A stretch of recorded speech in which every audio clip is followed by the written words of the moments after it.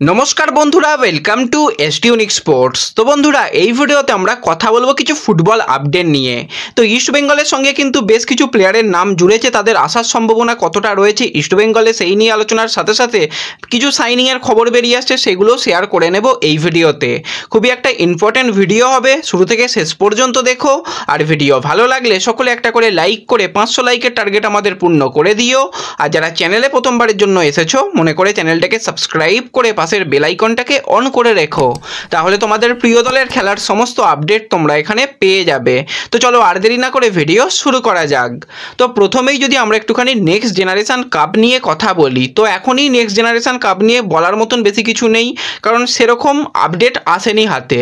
কিন্তু যেরকমটা তোমাদের জানিয়েছিলাম যে প্রথম শোনা গিয়েছিল যে দুটো যারা ফাইনালিস্ট দল তারাই শুধুমাত্র নেক্সট জেনারেশন কাপে খেলতে পারবে, রিলায়েন্স ফাউন্ডেশন ডেভেলপমেন্ট লিগের ফাইনালিস্ট দুটো দল।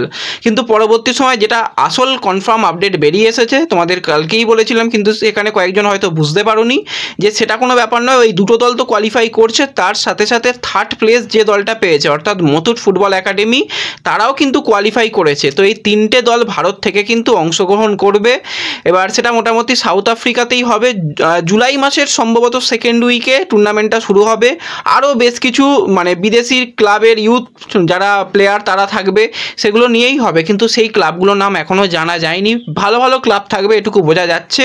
এবং এটুকু তোমাদের বলে রাখছি যে ইস্টবেঙ্গল কিন্তু এই মুহূর্তেই কয়েকজন প্লেয়ারের সঙ্গে অ্যাডভান্স লেভেলে কথাবার্তা চালাচ্ছে এই ইউথ প্লেয়ারদের সঙ্গে তাদের নেবার ব্যাপারে। কারণ তোমরা দেখে নিয়েছো ইস্টবেঙ্গলের ডিফেন্সের যা অবস্থা, খুব খারাপ অবস্থা ডিফেন্সের। তো ডিফেন্সকে শক্তিশালী করতে হবে।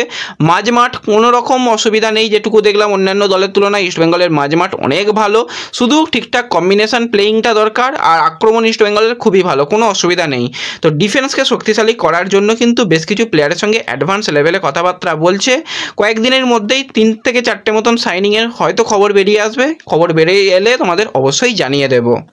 এবার দেখো, আমরা যদি সরাসরি ট্রান্সফার আপডেটের দিকে চলে আসি, তোমাদের কিছুদিন আগেই বলেছিলাম যেই ব্যাপারটা, সেটার কিন্তু আজকে অফিসিয়াল কনফার্মেশন এসে গেছে যে 22 বছর বয়সী ডিফেন্সিভ মিডফিল্ডারের প্লেয়ার জিতেশ্বর সিং, তাকে কিন্তু চেন্নাইন এফসি কন্ট্রাক্ট বাড়াতে চলেছে। কারণ সেই অপশানটা ক্লাবের হাতে রয়েছে, আর ক্লাব কখনোই চাইবে না যে এরকম প্লেয়ারকে হাতছাড়া করতে। সত্যি ভালো ফুটবলার, হয়তো লাস্ট সিজনটা অতটাও ভালো জিতেশ্বরের জন্য যায়নি, কিন্তু কোয়ালিটি প্লেয়ার নিঃসন্দেহে বলা যায়। তো সেই রকমভাবেই কিন্তু আজকে অফিসিয়ালিভাবে কন্ট্রাক্ট এক্সটেনশন পর্ব সেরে নিয়েছে। এবং ওয়েংকোয়েল জানিয়েছে নেক্সট সিজনে কিন্তু জিতেশ্বরকে নিয়ে ভালো রকম পরিকল্পনা রয়েছে, সেই কারণেই কিন্তু তাকে ধরে রাখা। তার কাছে রীতিমতন ক্লাবের অফার ছিল, ইস্টবেঙ্গলও কিন্তু একটা সময় অফারে লিড করছিল, কিন্তু বলেছিলাম ইস্টবেঙ্গল লিড করলেও এই ডিলটা হওয়ার সম্ভাবনা নেই।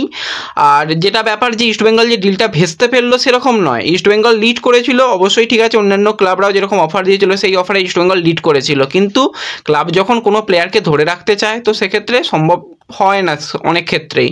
তো সেই জিনিসটাই কিন্তু আজকে অফিসিয়ালি হয়ে গেল। কিন্তু ইস্টবেঙ্গলের মাঝমাঠের শক্তিশালী প্লেয়ারকেই নিতে চাইছে, সেটা ট্রান্সফার ফি দিয়েই হবে।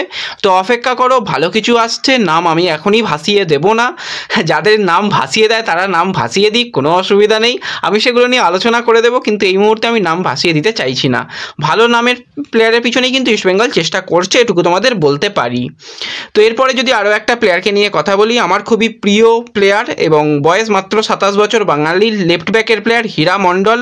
লাল হলুদের জার্সি গায়ে হীরা মণ্ডলের যা খেলাটা দেখেছিলাম, সত্যি তার খেলা দেখে তখন অনেক ভালো লাগতো। কিন্তু পরপর প্লেয়ারটা হারিয়ে গিয়েছে, অবশ্যই হারিয়ে গিয়েছে, কারণ সেইভাবে গেম টাইম পাইনি। নর্থ ইস্টের জার্সি গায়ে এই সিজনে মাত্র 88 মিনিট টুর্নামেন্ট খেলেছে, তার বুঝতেই পারছো কত গেম টাইমের অভাব।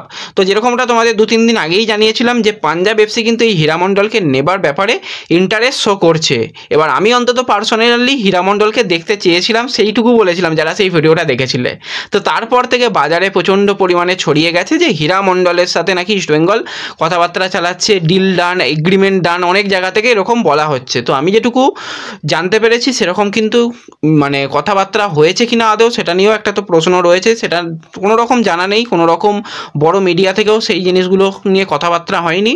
ওই যারা মন গড়া জিনিসগুলো করতে ভালোবাসে তারাই চালাচ্ছে। কিন্তু ইস্টবেঙ্গলে যদি তোমরা একটুখানি লেফট ব্যাক নিয়ে ভাবো, তো লেফট ব্যাক প্লেয়ার হিসাবে নিশু কুমার রয়েছে, প্রভাত লাগড়া সাইন হয়ে গেছে, মার্ক জোথান পুইয়া সে সেন্ট্রাল মিডফিল্ডার ছাড়াও কিন্তু লেফট মিডফিল্ডার বা লেফট ব্যাকেও খেলে দিতে পারে। তো লেফট ব্যাক এরপরও আবার নেবে, আমার তো এখানটা একটুখানি ডাউট রয়েছে। যদি রাইট ব্যাক হীরামণ্ডল খেলতো তো অবশ্যই হীরামণ্ডলের পিছনে ছুটতে পারতো। তো এই মুহূর্তে এই যে ব্যাপারটার কিন্তু কোনো রকম সত্যতা নেই। তো দেখা যাক পরবর্তী সময় যদি নিশ্চয়ই কথাবার্তা যায় বা হীরার কাছে যদি অফার গিয়ে রিচ করে ইস্টবেঙ্গলের তরফ থেকে, জানতে পারলে তোমাদের জানিয়ে দেবো। কিন্তু এই মুহূর্তে তোমরা কেউ আশা করো না যে হীরার সঙ্গে কথাবার্তা হচ্ছে, আশা করলে কষ্ট পেতে হবে, এটুকু তোমাদের বলে রাখতে পারি। তো এরপর যদি আমরা একজন বিদেশি প্লেয়ারকে নিয়ে কথা বলি, তো এই সিজনে গোল্ডেন বুট জয়ী বিদেশি প্লেয়ার 31 বছর বয়সী গ্রিসের সেন্টার ফরওয়ার্ডের প্লেয়ার ডিমিট্রিয়াস ডায়মান্টোকোস। তো সেই প্লেয়ারের সঙ্গে যে ইস্টবেঙ্গলের একটা লিঙ্ক আপ, এটা কিন্তু পুরোপুরি সত্য, তোমরা সকলেই জানো। কিন্তু যেটা সমস্যা, একাধিক ক্লাবের অফার। এবার ইস্টবেঙ্গল একটা সময় পর্যন্ত পিছিয়ে পড়েছিল, কিন্তু ইস্টবেঙ্গলের ফার্স্ট টার্গেটই রয়েছে কিন্তু এই ডিমিট্রিয়াস। তাকে যদি না পাওয়া যায় কোনোভাবে, second option, third option ready রয়েছে, 3-4টে অপশান অন্তত সেন্টার ফরওয়ার্ডের ক্ষেত্রে রেডি রয়েছে। কারণ লাস্ট কয়েকটা সিজনে এমন কিছু বিদেশি প্লেয়ার এসেছে, তাদের পারফরমেন্স মানে জঘন্য, অন্তত সেন্টার ফরওয়ার্ড লাইনে। আমি একটা সেই নিয়ে ভিডিও বানাবো ভাবছি, বেশ কয়েকদিন ধরে বানানোর সময় হচ্ছে না, বানিয়ে দেবো। তারপর একটা অন্যরকম আলোচনা রয়েছে, সেগুলো করবো, তাহলেই তোমরা বুঝতে পারবে যে গোল করার লোকের খুবই অভাব। তো সেই জায়গায় কিন্তু এই এক্সপিরিয়েন্স প্লেয়ারকে চাইছে। এর আগেও আমরা দেখেছিলাম ইস্টবেঙ্গলের ফার্স্ট চয়েস ছিল যে মাঝমাঠের প্লেয়ার হিসাবে, অ্যাটাকিং লাইনের প্লেয়ার হিসাবে গ্রেগ স্টুয়ার্ট, কিন্তু গ্রেগ স্টুয়ার্ট দেশ ছেড়েই চলে গিয়েছে। সে তার দেশে খেলতে চেয়েছিল, সে ফিরে গেছে। সেই কারণে গ্রেগ স্টুয়ার্টকে সাইন করানো যায়নি বলে মাথি তালালকে করাতে হয়েছে। মাথি তালালও অপশানের মধ্যে ছিল। তো সেইভাবেই কিন্তু এই ডিমিট্রিয়াস কিন্তু ফার্স্ট অপশান রয়েছে।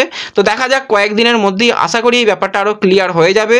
সে লাল হলুদ নাকি ব্লু জার্সি নাকি হলুদ জার্সি নাকি অন্য কোনো জার্সি পরতে চলেছে, সম্ভাবনা তো অনেকটাই রয়েছে লাল হলুদ জার্সি পরা। তো আমাদের অপেক্ষা করা ছাড়া এই মুহূর্তে আর এখন কিছু করার নেই। অনেক জায়গা থেকে অনেক রকম আপডেট আসছে, কিন্তু যেটা একদম সঠিক আপডেট আমি সেটুকু তোমাদের সঙ্গে শেয়ার করলাম। যদি ভালো লাগে ভিডিও অবশ্যই লাইক করো, চ্যানেলে প্রথমবার এলে চ্যানেলটাকে সাবস্ক্রাইব করো, ফেসবুক পেজ থেকে ভিডিও দেখলে ফেসবুক পেজটাকে ফলো করো এবং ভিডিও একটু সকলের সঙ্গে শেয়ার করে দিও। তো দেখা হচ্ছে পরবর্তী ভিডিওতে, ধন্যবাদ।